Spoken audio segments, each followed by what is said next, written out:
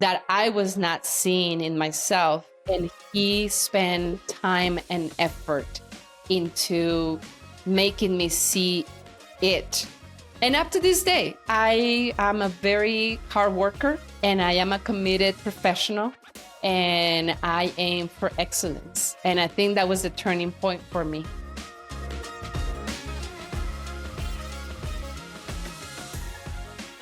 Hello, beloved community. Welcome to this episode of Unexpectedly Successful.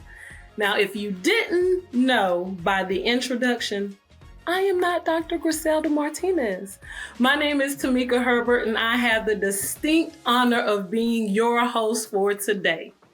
Now, any episode ending with the number 0 is going to present something slightly different, a little bit of flavor. And today on this 30th episode, that is exactly what we're doing. Dr. Griselda, are you anywhere under the sound of my voice? Where are you? I am here, Tamika. What a pleasure to be introduced this way. Welcome to your show, Dr. Thank Griselda. you so much. I feel very welcome. Tamika, what's going on? So for my audience, this is such a unique and exciting opportunity because one day Tamika reached out to me to ask me very interesting and unique questions that no one had asked me in the US in no community. Therefore, the genesis of this podcast episode, I will now tell you the insights of it because that's why we have our host, Tamika, and I will pass it on to her. You have the floor. Are you ready for this, Dr. Griselda? Ready or not, Tamika, here we go. Awesome. So first, I'm going to give a little introduction to who Dr. Griselda is because those of you who are her normal audience, you're a little bit familiar with her. But for those of you who are not familiar with her, I'm going to introduce you to Dr. Griselda Martinez. Dr. Griselda is the CEO and founder of Ascendo Strategies, which is an economic development consultation company. Griselda is a business coach and strategist passionate about assisting women who want to be entrepreneurs. And this year, she added another role, and that is co-author. She released a book with several other empowering women, and the title of that book is The Transformative Power of a Name. So, Dr. Griselda, again, welcome to your show. So, we're going to start out this podcast in the way we always do. What does it mean to be Dr. Griselda Martinez to Griselda? Oh, wow. You know, Tamika, I've asked that question many times. And the reason why I asked that question was because of my own experience in answering that.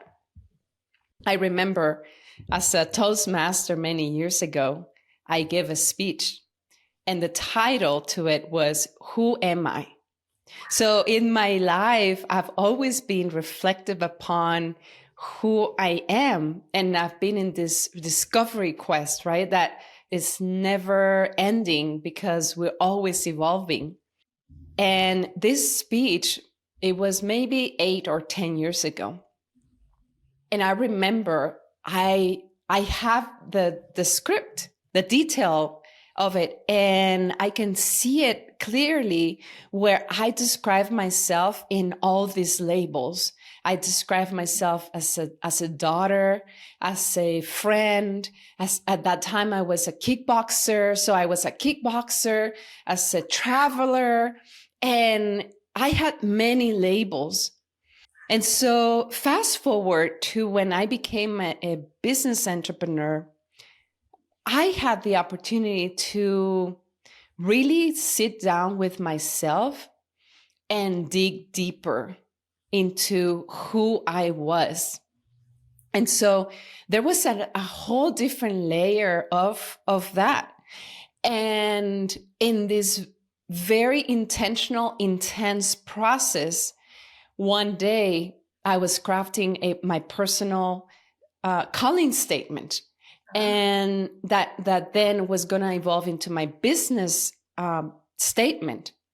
And I was struggling so much because I was like, am I my business? My business is my identity. My career change just shook my who I was, right? I was a successful professional up to that point, and I was a little bit lost. Maybe I should delete the little bit. I was lost on who I was. And that's okay. And I was in this wonderful community that I am blessed to be part of. One dear friend who has the gift of clarity, I said, can you help me with my personal calling statement? And we got in a call similar to this. Right. And she said, do you want your personal calling statement for your business, or do you want to define who you are? Wow. Without me telling her that was really what I was struggling with. Yes. Wow. And in this call, it was like a miracle, Tamika, because in this process, she dug so deep that when she said, so now tell me who you are. Wow. And in that moment, the only thing that I could say was, I am God's daughter. And something broke. And so when I asked my guest speakers who you are, it's really because it's such a powerful, reflective moment that can break ties and chains and labels that we have acquired throughout our life, whether or not we like it. Right. And so that's who I am. I am God's daughter, God's creation. And I have many labels, and they'll continue to come up. But at the bottom line, that's who I am. And that's the foundation to everything I do from that moment till now. Wow. That's very profound. It sounds like what I heard you say is that previously you identified with labels and roles. That was your identity. But a time came when you had to get past the superficiality of that and dig a little deeper. It was such a powerful process. Yes. It was something that was not sitting well within me to continue to use labels. And I could not be here if I had not had that moment of clarity and simplicity of who I am, and at the same time of power of who I am. Another level of empowerment in what she just said in the audience. So let's talk about that empowerment. What is it that actually got you here to the United States? Yes. So for my audience, I was born and raised in Mexico in a town of about 100,000 people. The name of it is Parral. And it is a beautiful small town founded during the Spanish Conquista. And it was one of the primary sources of silver to the Spanish Empire. And so it is a very unique place with very unique people because of the mixture of people and the heritage and the history in that place. Fast forward, when I was 7, my mother and my 5 siblings moved to Chihuahua City to start a new phase of our lives. My dad stayed in our hometown. And I went to school there and graduated from high school. However, a year before my graduation from high school, there was drastic change in our family. My mother passed away at that point. And so the glue to the family disappeared. But more than that, there was great concern. I was 16. There was great concern from my father on my future And he's always been a visionary and a very curious man, right? And he wonders. And he was wondering about my future. And he told me, I am worried about your future and I want you to expand your horizons. Those were the exact words. And at that point, my dad was a very successful businessman and had the resources to support things that at that moment, many families couldn't afford. And he invited me to participate in an exchange program, in a cultural exchange program into the United States. And so I was 17 at that time. I had applied to go to college. I had been admitted into architectural school because of the impact a professor had in my high school time. And she was an architect. So I wanted to be like her. And so I was like, do I go to school or do I go into this adventure? And as many other decisions in my life, I took the chance and I went. I remember getting in the bus by myself, 17 years old, in Mexico, riding from Chihuahua City to Parral, where my dad was still living there. And I said, I'm here. Let's do the process. We went to see the people who were going to help us. And that's how my journey into the US came about. At that point, it was when there were fax machines. There was no internet and there were no high resolution pictures. And so we completed the application and we submitted it. In the US, there were families who were just wanting to host somebody. And I was late for my application. I submitted it late August.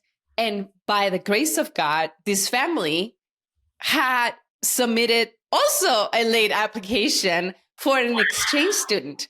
So the purpose of the application was to match the interest and the profiles of the people. But because we were both late, there was no real matching except the timeliness of it.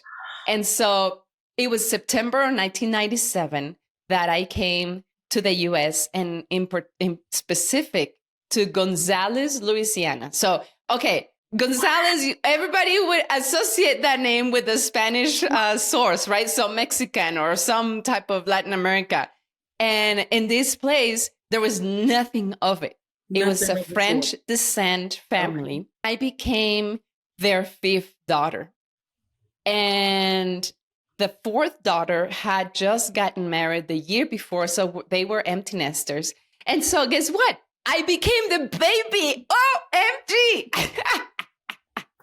With all the privilege and all the spoiledness and all the love that comes with that. So talk about a blessing. So that's how I came to the US as a 17-year-old high schooler. I mean, I had finished high school, so it was like my sabbatical year. There is so much in which you just communicated to the audience, Griselda. So your father wanted you to experience something different. Yes. And so he's the one that planted that seed in you. And I would be remiss if I did not honor and pay tribute and respect and my condolences to your mom, who you lost at a young age. Was there anything that she instilled in you that helped mold and even shape who you are today? Wow. And you know, this is still a very special topic for me. My mother was a school teacher. Mm-hmm. And I say that she was a teacher not only as her career, but as her vocation. She was a teacher. So she taught everyone. And she taught kids outside in her school. She taught kids in the park as she came to see them, and especially her kids.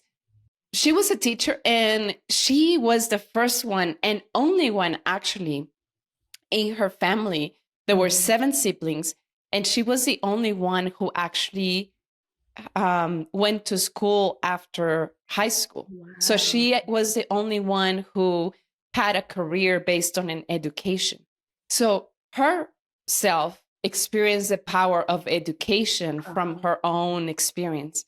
And so because of the limited resources, becoming a teacher was one of the few options, right? Another one would have been becoming a nurse or becoming an administrative assistant. And so my mother recognized, I believe she recognized her gift as a teacher and went in that direction. But my mother used to say, the only thing, like she was very animate about this topic. The only thing that I will leave you is your education, and no one will be able to take it away from you. So wait. That nugget. Let's say that again for the audience. Say that again, Dr. Griselda. Yes. Your education is the one thing that no one will be able to take away from you ever. Wow. Profound. So true. So I love to learn. And then my dad, as I said, he wonders, right? And he's very curious. So there was no way I would not result in somebody who loves to learn. But because of my mom's just like passion and commitment to us getting education, I went to college. That was no question. And then I went to get my master's, which was something different from what I had experienced in my surroundings. And then later on in my career, I went to get my doctoral degree. It was something that it was not within what we did in our family, right? So it was trailing something different and unique that was me discovering areas that were totally new to me. And so I finished my doctoral degree in 2014. So almost 2014, almost 10 years ago. But what I realized is my love for learning never stopped. So at some point, I realized that I had some type of certification, some type of self-development, professional development, personal development thing going on at all times throughout my entire life. It's like, I don't know where it is in my body. I don't know if it's in my heart, in my mind, in my DNA. I don't know where it is. Yeah. But love for education, it's such a prevalent thing in my life. My mother was a beautiful woman who walked by her faith, and beyond education, that's even more powerful what she left behind, right? And actually in my book, I talk about that because she did leave us education as legacy, but beyond that, it was that coverage, that provision, that protection of an almighty God that I was ignorant to that until my very recent years, like couple of years, 3 years, 4 years, 5 years, maybe 10 years. And so, yeah, I mean, my mother is in me in so many ways, but I believe those two are the most powerful ones and most impactful in my life. Wow, you're right, because your mother instilled that education and then your father had that curiosity. So I can't imagine what it is to get your doctorate. That when you're going on to get all those different degrees, that's exploring curiosity to what it is you don't know, right? Exactly. So just the fact that you had it for both sides and being a trailblazer, Dr. Griselda, for your family to excel in education. So just recognizing, honoring, and letting our audience be able to hear what it is you just said. from both sides of your family, 300 people, and you being that force for them to be able to look up to, that's profounding. And yeah, just honor you for that. So, and honor your mother as well, for sure. Thank you, Tamika. Okay. Another question, because I heard you say something about a family in Louisiana. Wait, so you Yes. went from Mexico to Louisiana, and me That's as right. a Southern girl. Talk about that experience. Did you know English when you were coming over here? Did you know a little bit? What did that transition look like as far as coming to a foreign country? And do I speak English? I don't know. The answer is no. I did not know any English. And part of the program was with the purpose to learn English. And to your comment about becoming a Southern girl, I became an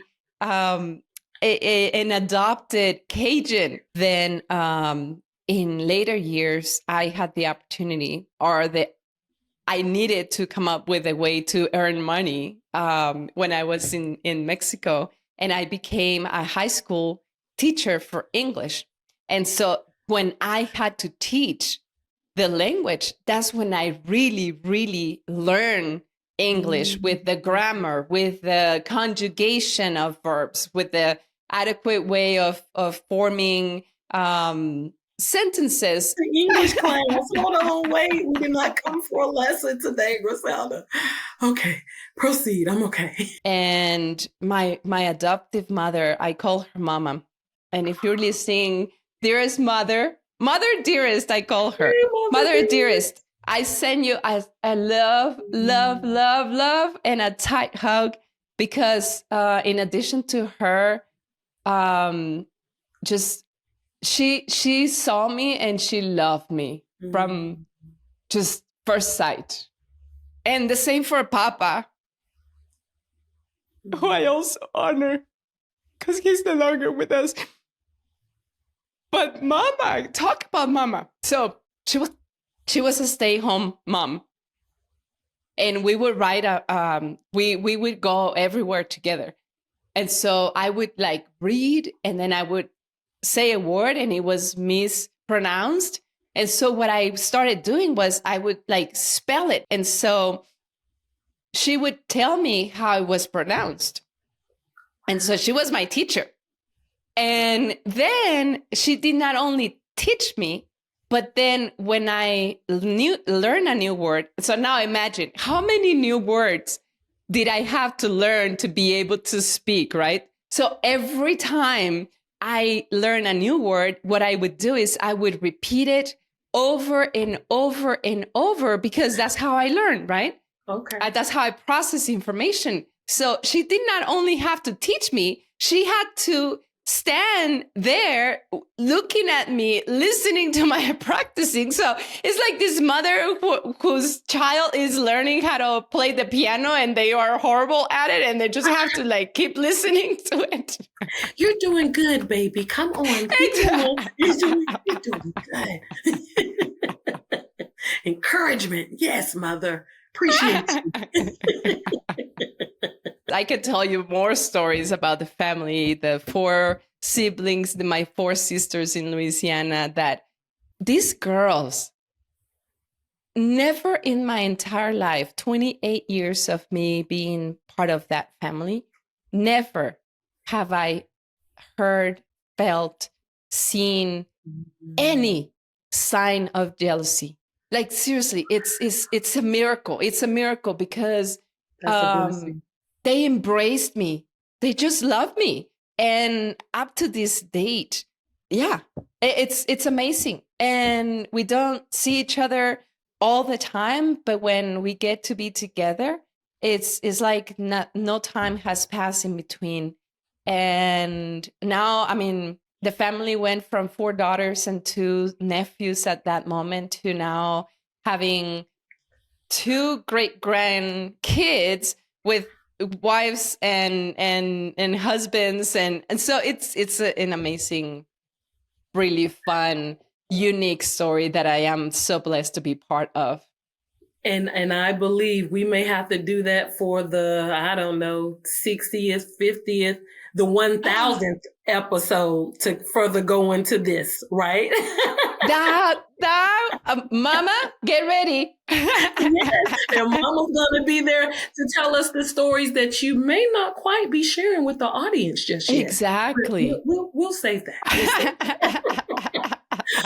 Question, Griselda, because you talked about, we know, and I call you Dr. Griselda. So you went to school, bachelor's, you did your master's and your doctorate. During those stages of life when you were going to school, pursuing your education, what did that look like? Were there people in that journey who were very impactful, especially, again, as you being an immigrant, Griselda? What did that look like for you?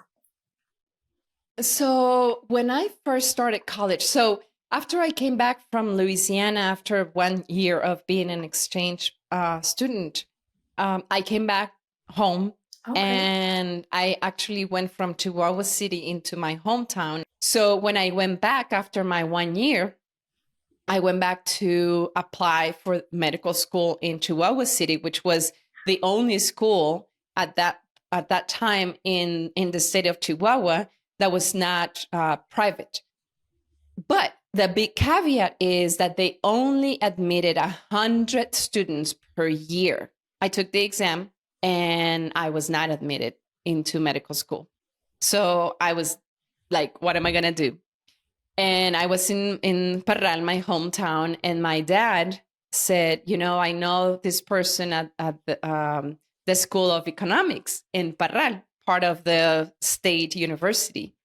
And we can go and talk to him and see if there are any options for you if you're interested. You see, there is a pattern. My dad always planting this seed, right? I'm hearing it. You already said it because I was going to go there, but you already said it. So we went and talked to this person, and there was a mathematic summer course that everybody was needed to do before going into school, like the regular school sessions. And he said it was about halfway. He said, if you start this course and you finish it successfully and pass the final exam, I would grant you access to the School of Economics. So nothing to do with medical school, nothing to do with architecture, but why not? So I did the summer course. I was successful at completing it and passing the test. And that's how my course into economics came about. In my time in Louisiana, there was this teacher who was the teacher for the subject of Spanish. Ask me why I was taking Spanish. I don't know, but I was taking Spanish in Louisiana. And she was such a sweetheart.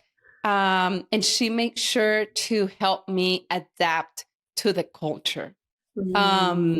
So that was a very important piece to be able to navigate that time in my life, in that school in particular. In my time in the United States, during my education, in 2001, I decided to transfer from that school that I was in my hometown into UT El Paso, which is you can see Juarez, the other side of the border from the campus. So it's a very unique place to be. And I had beautiful people around me. I would commute, living in Juarez. I would commute every day to go to school. So I would commute early morning. I didn't have a car, so I would take the public transportation early morning. In that time, I needed a job. And because I've always worked to pay for my education, which is another blessing. And I needed a job. And Sodexo, this big catering company in many places, it was the catering or the food service at UTEP. And they hire hundreds of students. So I was like, okay, I'm going to go to Sodexo for a job. And I don't know any other person who was the client except me. for a job there. No job from Sodexo for me. So I was like, okay. And so in my search, I found this position as a student assistant in one of the academic buildings. And I was blessed to get that job. And my boss at that time, Herman, she's a super sweet individual, like super sweet, amazing. She had, I don't know, 10, 20 students, and she was the mother to each one of us with that loving, nurturing care. She talked to us. On the flip side, and she was very strict. She pushed you as well. Yes. Love and push, love and push. Mm-hmm. Love and push. And so that was such an amazing thing. Wow. And in a different conversation, I said that she's been my favorite and best supervisor because she did not only care for the job to be done, but she understood that that moment in my life was so crucial that she poured life into me. She listened to us. She was concerned about our growth. She guided us. She provided friendship. And so she was a really amazing person. Fast forward, I was a student in France for 6 months.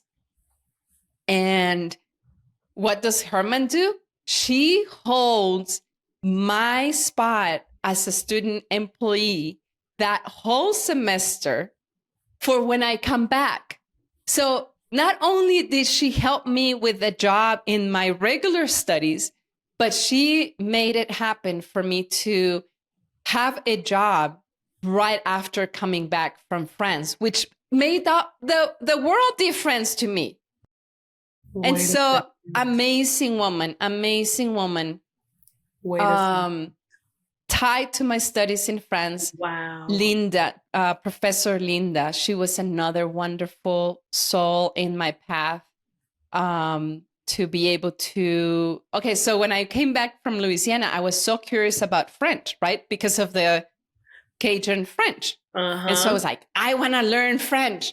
And I started French classes as part of my bachelor's, nothing to do with my major. But I started classes, French classes, and Miss Linda Nogembadam, she's married to a wonderful man whose last name is Nogembadam. And so she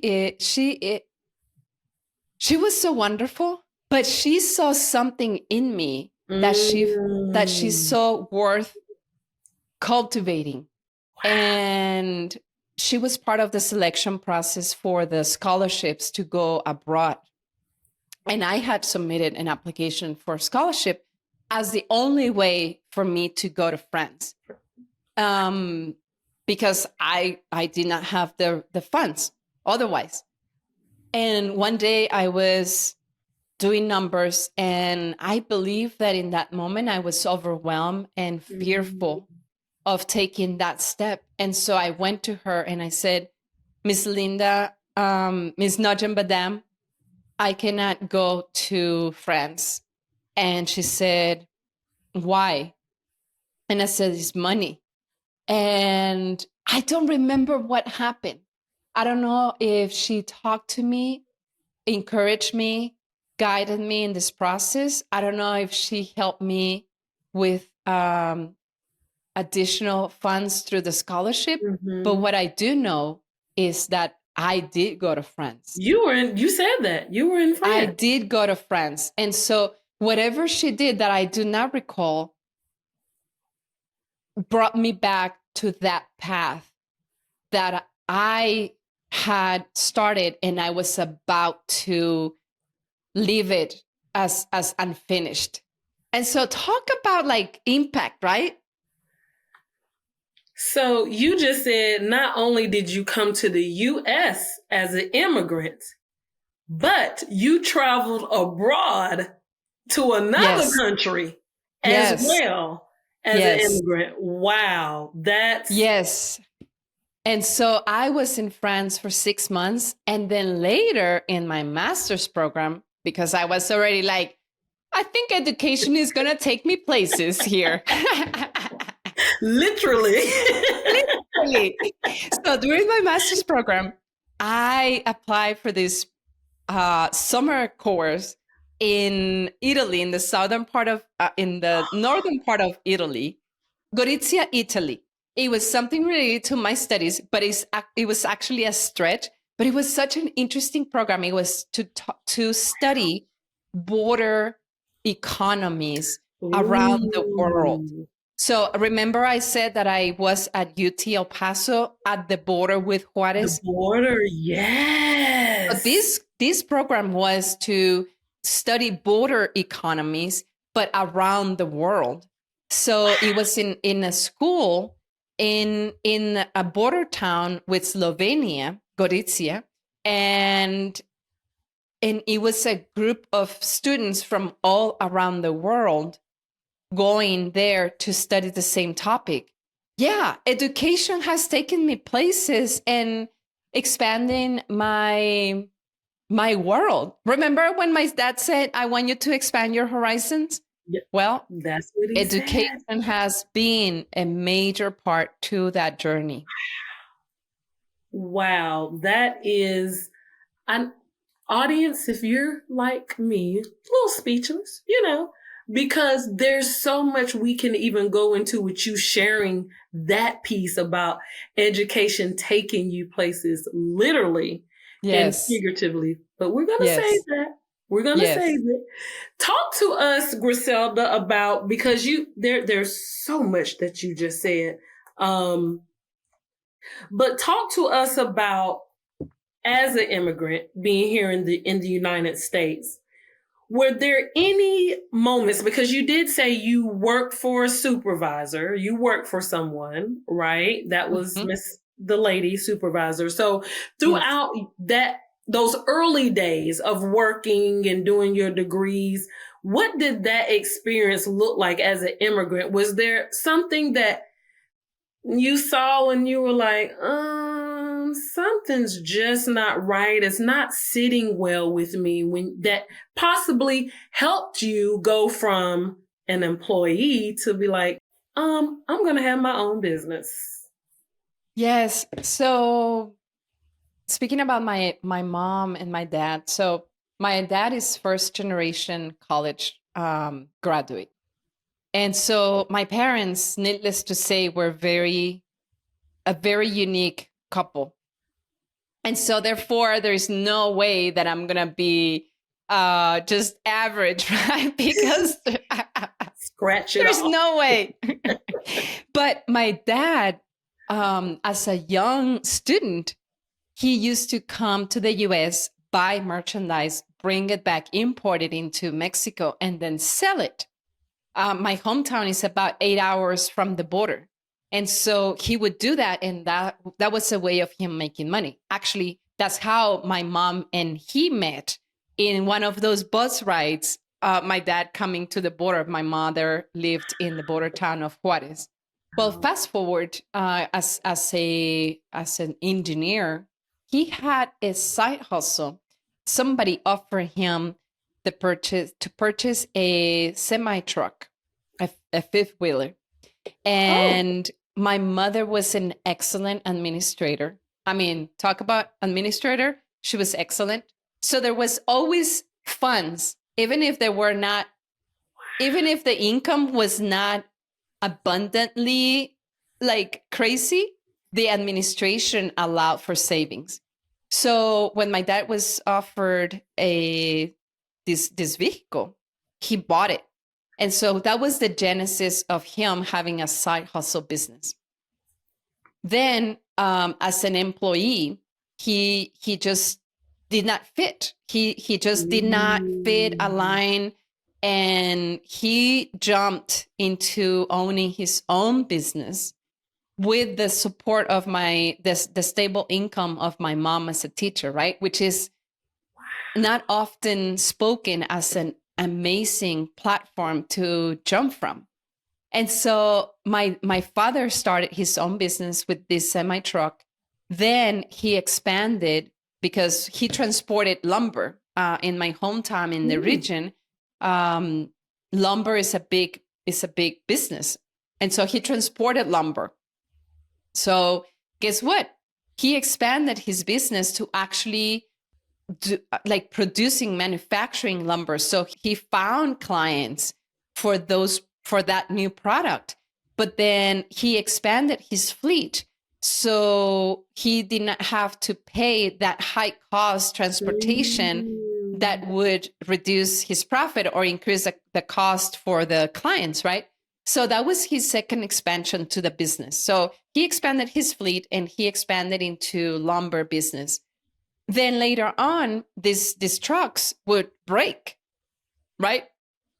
So he would have to find the parts and fix them and all these things. So he would accumulate extra parts, and people started coming to him for parts, for repairs. Well, guess what? The third expansion was him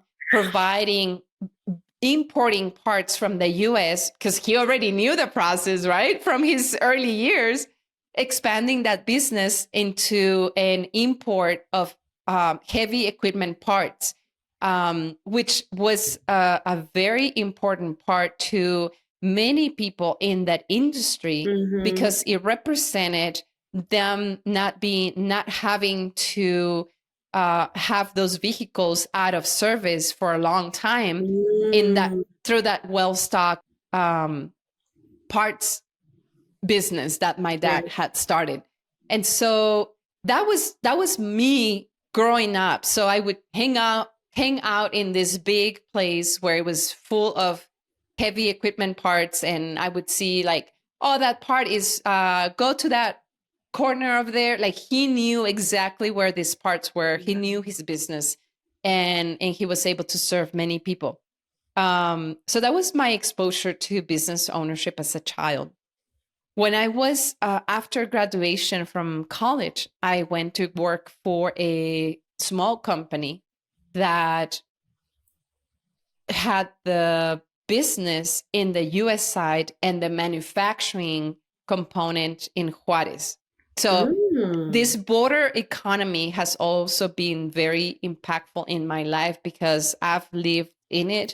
I've seen the good, the bad, and the ugly in it, but also seen the amazing opportunities that two countries coming together bring to life. So anyway, I worked with the CEO and founder of that company, and we were two in that office. It was him, who did everything related to sales, and myself, who did everything related to operations. So I did sourcing of materials. It was a metal part manufacturing plant.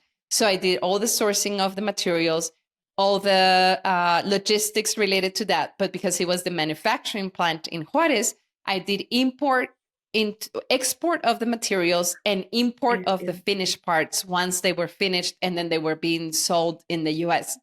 I also got to do payroll in Juarez every Friday. But in that job, Fernando, if you're listening, I've told you this, but it's another moment for me to give you gratitude for this.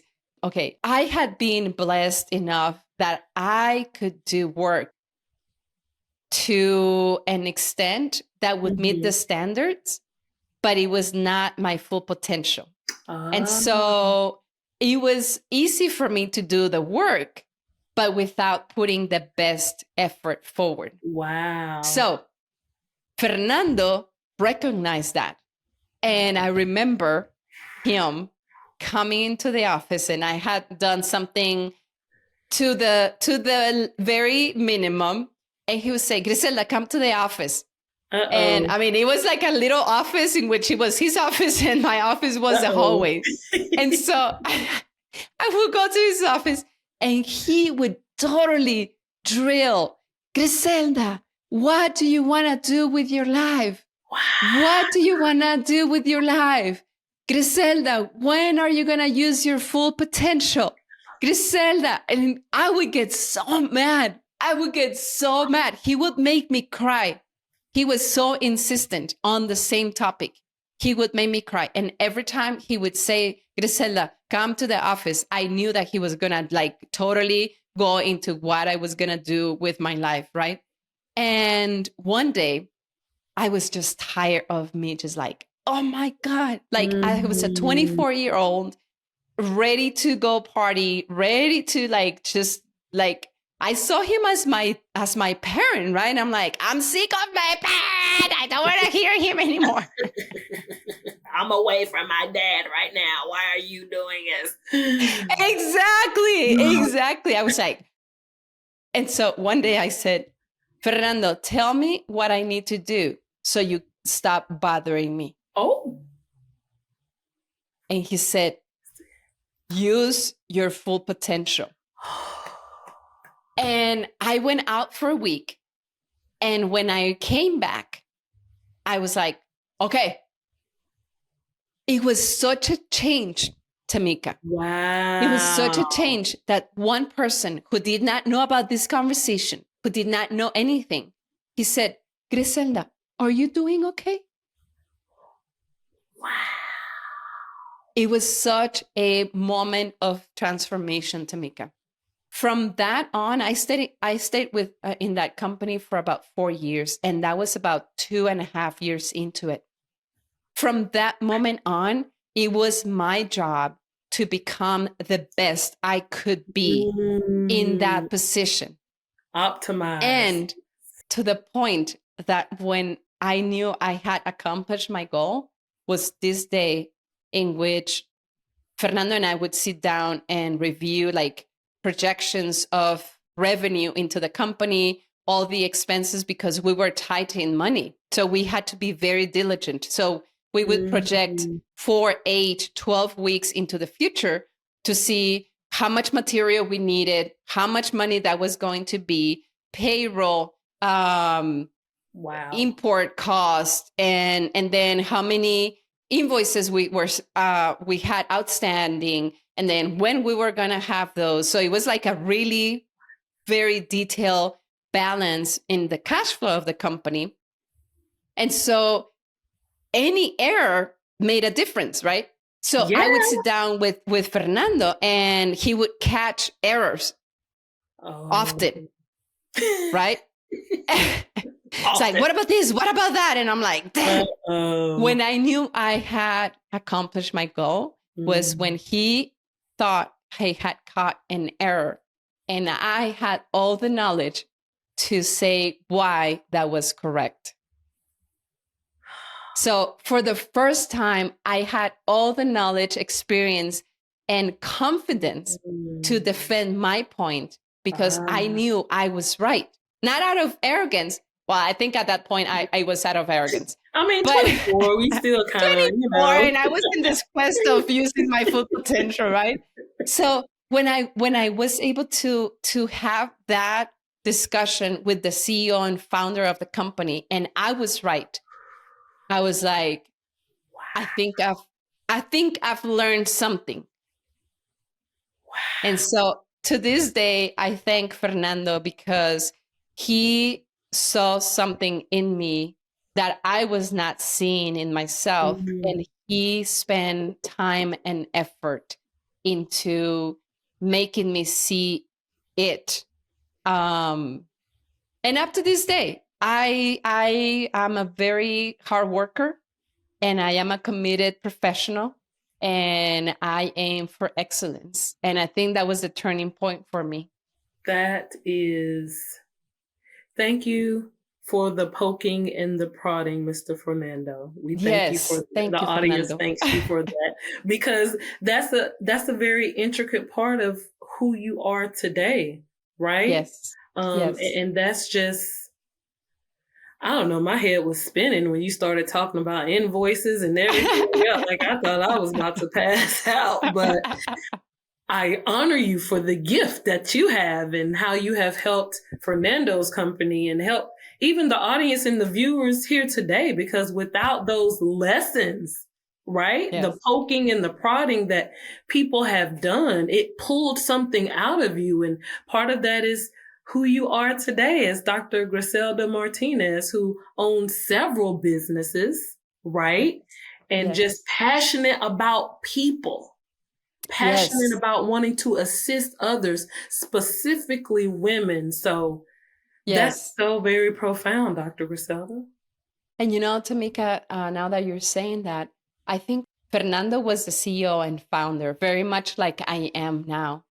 And from that moment, seeing his passion, his commitment, the challenges that came with being the CEO, right, and having to make it work, also gave me firsthand insights into what business ownership is as an adult, because I had seen it as a child, but as an adult and into the same boat, right? So that's another lesson that I learned from that Awesome. season of my life. Right. And the third one, in what you said about being passionate about helping people. My dad, my mother, they care deeply about people and their growth, right? But Fernando, even though it wasn't his career, it wasn't his obligation, he could have let go of me with no problem. But he spent time and energy and commitment to help me grow. And so what I do now, it's a payback to all the things that I've received, all the people who have helped me in this journey, who have seen things that I have not seen in myself at that moment, and providing guidance, resources, encouragement, and challenging. Because if we don't challenge ourselves to grow, we are not going to grow. We're going to stay comfortable in our little cocoon, right? Yeah. So I think that was another part of what I achieved, what that season for me meant, and bringing it back to this particular moment in my life and in my career. Full circle. That is exactly what it is. Full circle. Wow. Now you talked about, and you said talking about being challenges, right? As a business owner, as a female business owner, as a minority business owner. Talk about what misconceptions you may have encountered culturally as a professional businesswoman. Has any of that ever transpired in your life? I'm pretty sure not. Never, Tamika. I know. That's why I'm like, why are you asking the question, Tamika? So I'm gonna share this story, and for the women listening to this story, I want you to listen to it not as a pity story, but as a life lesson. Okay. So I was this successful professional working in this organization, and I was working in a project that meant partnering with this organization at the regional level. And out of that work, the organization that I worked for received an award for the best partner of the year. So my boss at that point, she said, "You go and represent our organization." So I did. And so I dressed up as a professional, as an awardee and all these things. I went and sat down in this venue filled with professionals, and everybody there was there anyway. So big wigs in the room. So I am sitting down, and there is a female next to me, and then a male next to this other person. And we started conversing, right? That's what you do in business related events. So you network. That woman reached out to me as like conversing, and he said, "Are you his assistant? Are you his assistant?" Just because that person next to me, she assumed that it was the person that had the power in the room. And so I was really upset.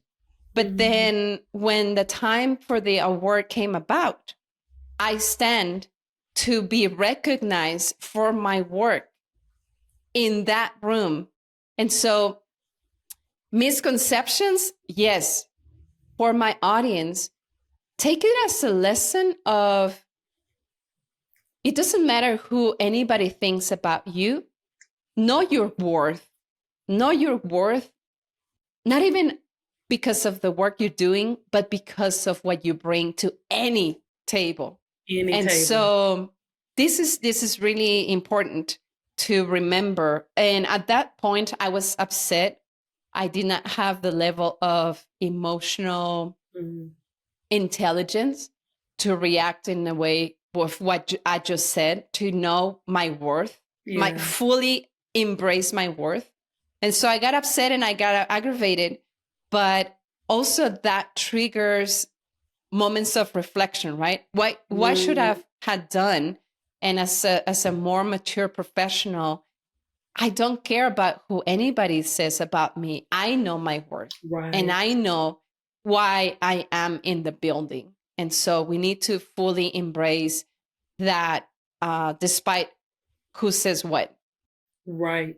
And what you're just saying, that means that you, when we come to that place, is breaking down stereotypes, is breaking down preconceived notions. And my mind even goes to what has been projected in that person's life for them to even have that thought process. So it can place us, when we're emotionally intelligent and more healthy, what you said, to respond and not react, but also to exude empathy and compassion, because who knows what that other person unfortunately has experienced in their life. So just a word of that also to share with our audience, right? To that is put very ourselves true. in that person's shoes so we can respond and not react. Yes. Right. Wisdom words right there, Tamika. Yes. That's right. Yes. Wow. That's so amazing. And even if they want to come and start their own business, so that's twofold. What advice would you give them integrating into this community? And then the advice if they want to start their own business, what do you have for them, Dr. Griselda? Yes. So, my journey as an immigrant has been heavily linked to education. So I've always had access to communities around me. And so I think that's one of the hardest things for any immigrant, or any even people moving from city to city, right? It's like we want to be part of a community. Yes. And so when it's in country to country move, it's even a greater need and a bigger gap, because it's a different culture, it's a different system, it's different traditions, ways of interacting. What I would tell anybody considering migrating is find a community as soon as possible. Connect with people. Connect to those people that may have similar interests, that may have similar backgrounds, that who may have similar needs as you, or similar dreams as you, right? And now with the internet, with LinkedIn, with all the social media, is so much easier, but you need to be proactive in finding a community. That's number one. And if they want to start a business, and this is for immigrants or not, right? There are so many resources available for business owners.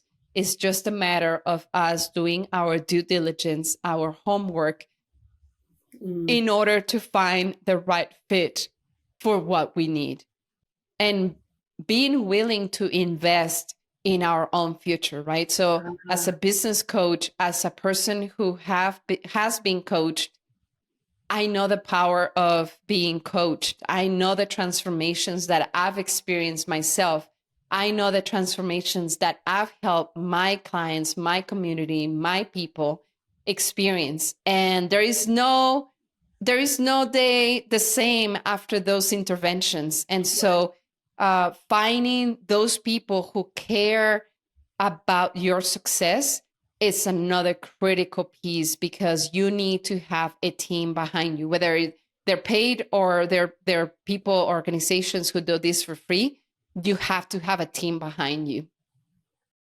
And team, for those of you who don't know in the audience, stands for Together Everyone Achieves More. That's true. I love it. I love it. Wow, that's very good information. I had to jot down a note for something I didn't think about. So there's that. Thank you for Awesome. sharing that with us, Dr. Griselda. Just a few more questions. I do want to go back to a conversation we previously had. Tell me. I know. Are you ready, audience? Yes. In that This is conversation, deep. say that again. This is deep. This is deep. Are you ready? So you said several things that resonated with me, right? The South, talking about that, talking about the loss of a mother at a young age, talking about whether you're migrating to a different country or migrating to a different area of the world. And we're both minorities, right? We're women, but your culture is different from my culture and vice versa. But there's something that I noticed specifically regarding your particular culture. And the conversation was because I asked Griselda this because I felt confident that she wouldn't be offended. And I felt confident that she was a safe place for me to ask this question because I knew that there were other people who probably thought the same thing I did, but just maybe didn't have the nerves to ask.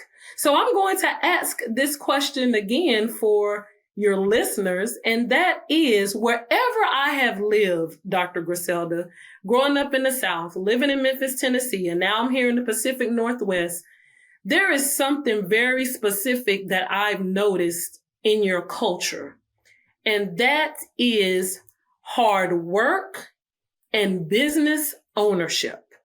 I see it in Asian communities.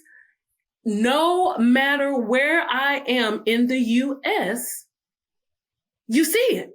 And so from your experience, obviously you can't speak regarding the Asian community, but what is it that is ingrained and instilled in your culture that you come here to the US or even in your own hometown? You talked about the businesses your father had. What is ingrained and instilled in you that I don't see it on a vast scale? Again, there are, but on a vast scale in my own community, what do you think that difference is from your experience? Can you speak to that?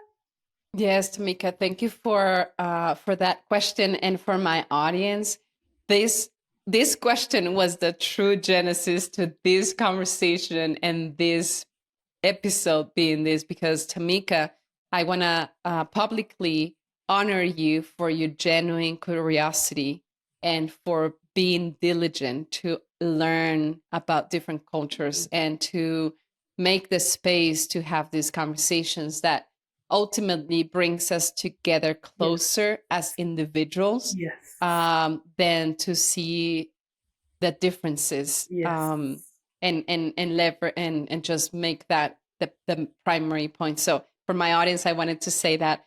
But in my case, it's a twofold. The first one is growing in Mexico, employment opportunities in general, and just I'm gonna include this caveat. I have been living in the US for now 22 years. And so I've been out of my home country for a long time. When I lived there and through the experience of my siblings and my loved ones there, the access to employment that meet or that are better suited for more ambitious individuals are limited. And so competition is high for those positions, right? And therefore, not everybody gets to have access to those higher paying jobs.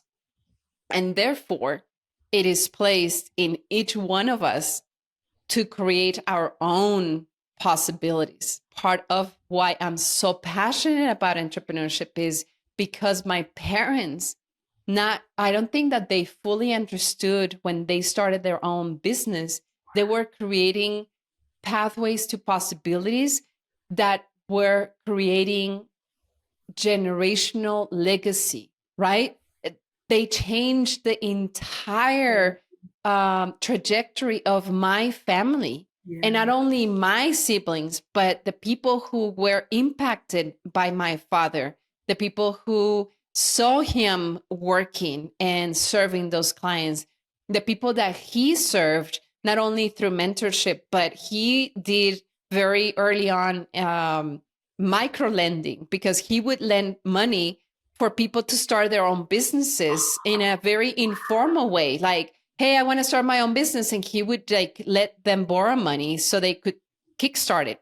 And so institutionally, those resources weren't available, but in an informal way, my dad was able to provide those opportunities, right? So I am the living proof of the power of entrepreneurship. Okay, imagine my parents staying with the jobs that they had.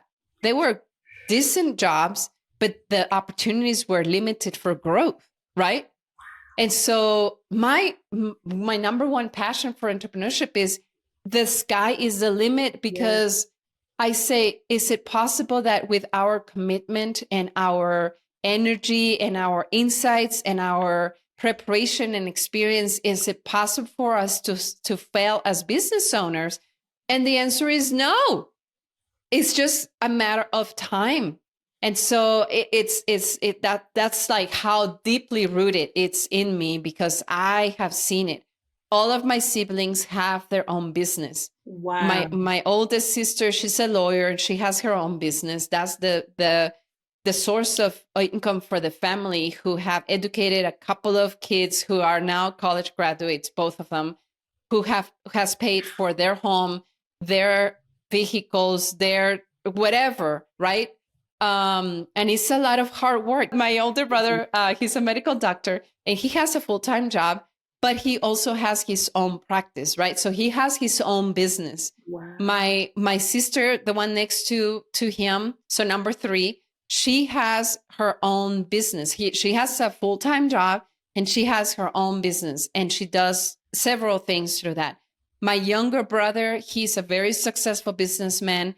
He's amazing. And he's been able to leverage upon my dad's knowledge in mining and lumber and transportation, all these things, to really stand in that platform and then bring it to an even higher level, right?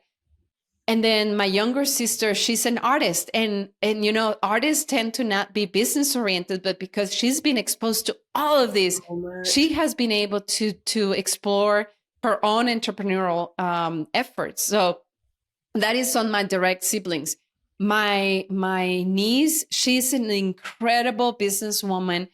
Both of them, I mean, I have several nieces, but 2 of them are business owners, and one of them, she has her full-time job. She has like 3 different side hustles, and she has a financial plan that between now and 4 years, she's going to be debt free.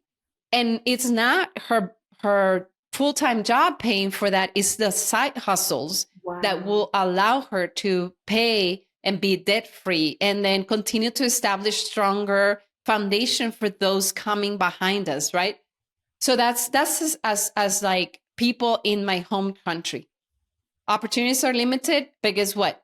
Our individual opportunities are not. So act upon it, right? So that's number 1. Number 2 is, as an immigrant, there is such a risk attached to just going from one country to another. There is cost associated for the move. There is cost associated for finding a place where to live, and having a little cushion between you getting to this country and finding a job or whatever, right? And so there's a lot of risk associated. But the biggest one is the emotional cost. You're leaving everything you know behind. You're leaving your family. You're leaving that friend that you can call right now and go for dinner versus the one that you have to make an appointment a month ahead. You're leaving the richness of the Mexican culture, the flavors in the food, the music, you see me, right? I'm an animated. I go and hug people, and that's not necessarily the norm in the US. So all of these pieces that are intangible but so important Wow. to the richness of any person, right? And so you are already a risk taker as an immigrant by default, because you have already put so much risk on the line. And what is the one thing that every business owner needs to do when they're launching their business? Take a risk. Wow. So just by parallels, they are already more prone because they have already risked a major part of their lives. Yeah. Let's soak that in, audience. Dr. Griselda, you just said they're already taking a magnificent risk, Yes, leaving familiarity. yes. So because you've taken that step, starting a business, we already It's know still what hard, risk is. Yeah. but you already know how to take Wow. risks. That's so profound. And that's, I'm just reflecting upon myself in my community as a minority. And again, it's not applicable to everyone. But that right there, because we're already here where we may not have to take as many risks. It's just, we have, like you said earlier in your country, just the limitation of what's available when it comes to careers and things of that nature. That piece right there, I would encourage anyone to do what Griselda and I are doing. We're getting to know one another, develop relationship from somebody who does not look like you, who does not think like you, whatever it is it may be, because just as she said earlier, we will see how much more we have in common than our differences. Right, Dr. Griselda? Yes. That is so profound. Yes. Wow. And differences make life richer. That's true. Yes. Can you imagine if everybody was like me? Yes. Or if everybody, like any of us, right? That's what I'm saying, or you or the person in the audience, like, it would be so boring. What things it would be so boring. Be exposed to, right? Like, I'm not the one who created this technology, so if everybody was like me, we may not be doing this now. Right. I mean, yes. Differences bring richness for sure. Yes, and it definitely helps when you're in collaboration, building relationships for business, just for anything in life. Yes. So, yes, step out your comfort zone, everybody.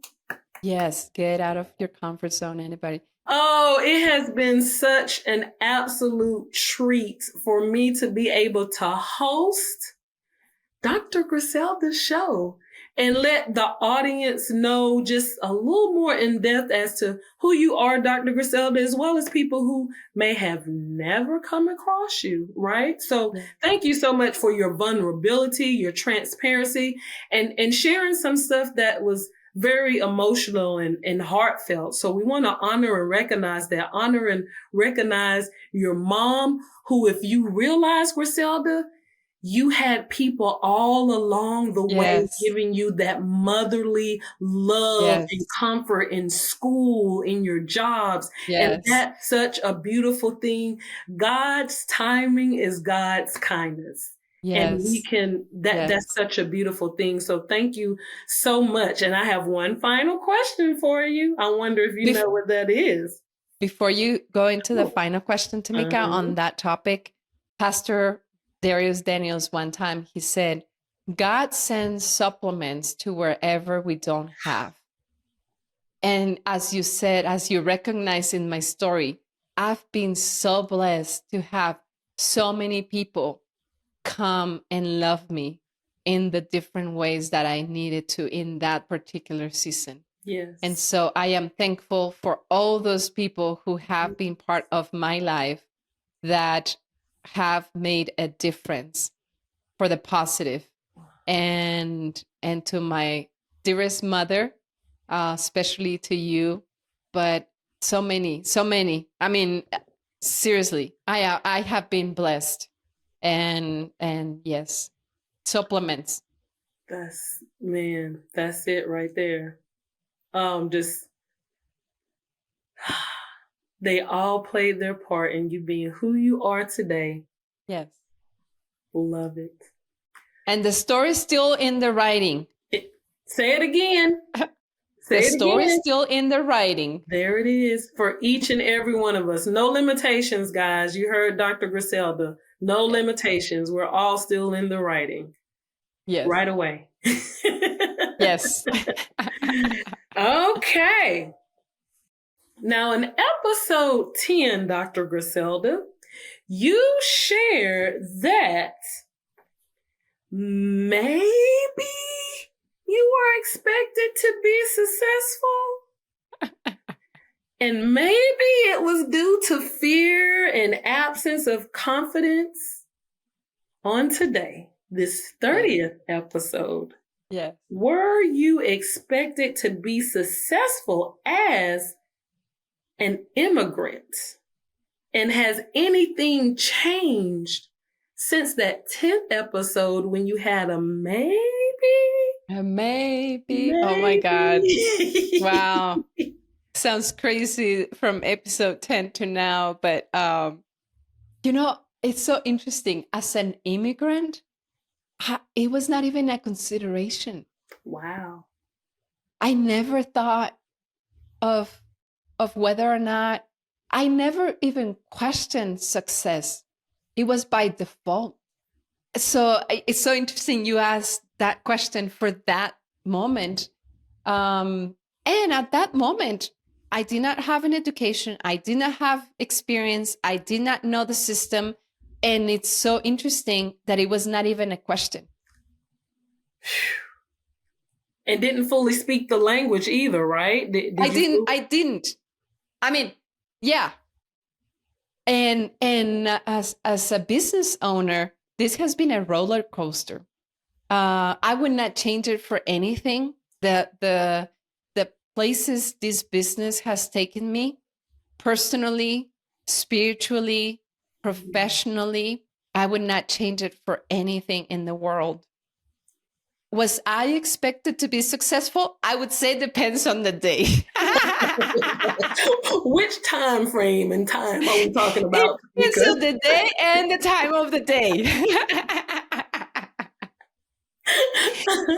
You know, if we in the math graph, right? When you see patterns, when you see tendencies, you may see a data point here, up here, and then you may see a data point down here, and then you see a data point over here, and then you may see another one over here. But in the overall, in the long run, the trend is upward. And so in a very nerdy mathematical way, I am expected to be successful, even with those ups and downs, because like I said before, there is no way that with the commitment, with the energy, with the passion that we bring to our day to day, that we are not going to get to the desired goals and the goals that we define for ourselves. And so, depending on the day, but in the long term, I am expected to be successful. It's only up from here, is what she just said. It's only up from here. Awesome. Oh, and I love to be able to take part in your journey and to just sit back. It's like you're at a movie and you just eating popcorn. And that's how all of our lives are. So thank you so much, Dr. Griselda, for trusting me with your baby and your show today to facilitate this. And for our audience members who are familiar with you, and even for those who are not, how are we able to contact with you? There's a woman who is aspiring to be an entrepreneur and she just needs maybe that push. How can they reach you? Thank you, Tamika. So there are a few ways that you can get in touch with me, but the easiest is just by visiting my website, drgriselda.com, drgriselda.com. And I love establishing contact with you. And if you are an aspiring woman entrepreneur and you're listening to this, I look forward to working with you and having breakthroughs together as you deploy your expertise as part of your business. Awesome. Thank you so much again, Dr. Griselda. Until next time, audience, this is Tamika signing off, and I will let you have her for the next episode, maybe.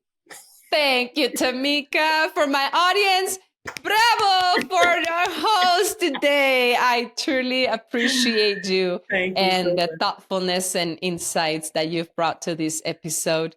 And I look forward to having you as my guest speaker. For sure. Such a pleasure. For my audience, until next episode, more to come.